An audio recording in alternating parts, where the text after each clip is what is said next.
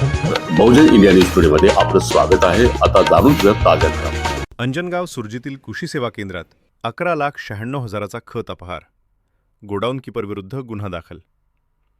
अंजनगाव सुरजीतील कृषी सेवा केंद्रात 11,96,000चा खत अपहार, गोडाऊन कीपर विरुद्ध गुन्हा दाखल, आरोपी पोलिसांच्या ताब्यात। आपण पाहत आहोत बहुजन इंडिया न्यूज टुडे। चला तर पाहूयात आजच्या ताज्या घडामोडी।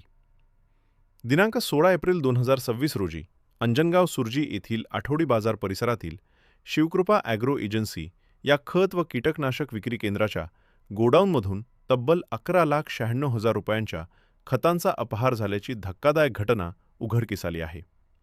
या प्रकरणी गोडाऊन कीपर विरुद्ध गुन्हा दाखल करण्यात आला आहे। मिळालेल्या माहितीनुसार फिर्यादी वसंत मोतीरामजी भगत वय 54 हे संबंधित कृषी सेवा केंद्राचे संचालक आहेत। त्यांच्या गोडाऊनमध्ये अंकुश धनंजय धोळे वय 30 राहणार द्वारका चौक सुरजी हा मागील 2 वर्षांपासून गोडाऊन कीपर म्हणून कार्यरत होता।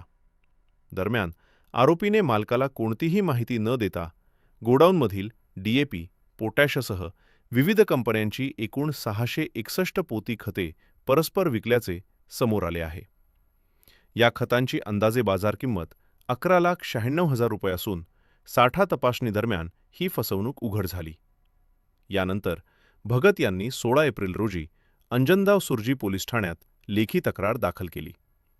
तक्रारीवरून आरोपी अंकुश धुरे याच्याविरुद्ध भारतीय न्याय संहिता अंतर्गत कलम 316, 4, 318, 4, 408 व 420 नुसार गुन्हा दाखल नोंदवण्यात आला आहे।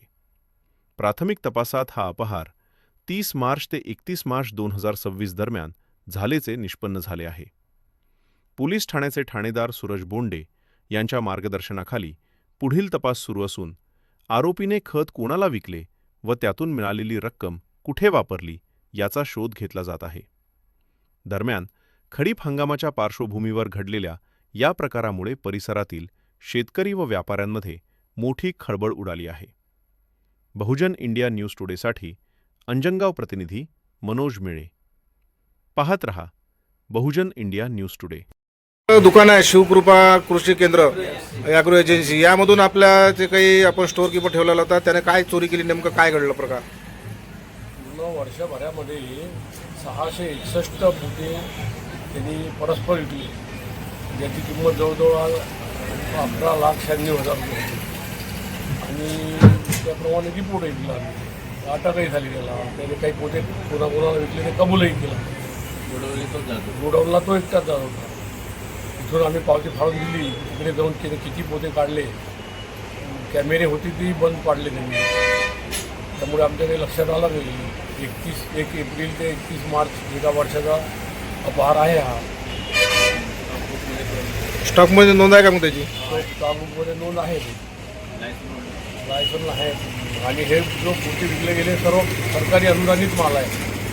त्यामुळे आम्ही आता म्हणजे नेमके कोणते पोते गेले होते? म्हणजे युरिया, DAP, युरिया 10-26-26, पोटॅश 052-34, 12-61-0 सर्व प्रकारचा माल विकला। काय आता कोणा विकत घेतला, काय विकत घेतला ते पोलीस कारवाई उघड होईल।